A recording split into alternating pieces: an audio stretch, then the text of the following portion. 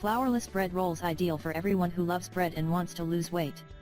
We all know that bread is really important for many people in many different cuisines, and some people can't eat their meals without bread. Some people say that bread is the ideal addition to almost any food.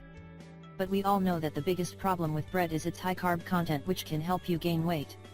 Fortunately, there is an easy way to enjoy a delicious bread recipe without thinking about the carb content.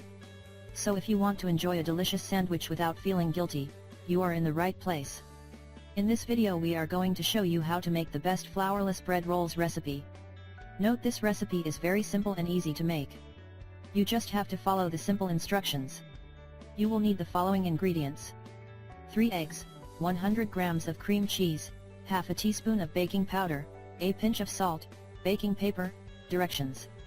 Here's what you need to do. First, you need to beat the egg whites with some salt in a bowl and mix the yolks, cream cheese, and baking powder in another bowl.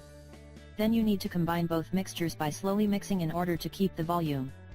When you are done with it, you need to spread the baking paper in a pan and put the bread rolls on it, leaving enough room in between.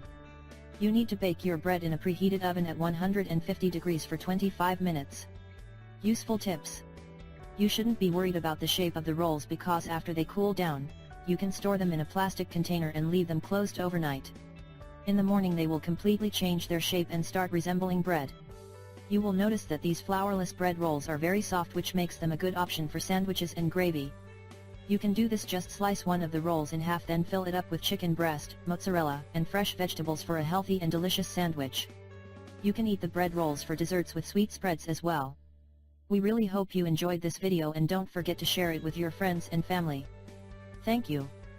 If you like the video, give it a thumbs up and share it with your friends. If you want more recipes and tips, subscribe to the channel.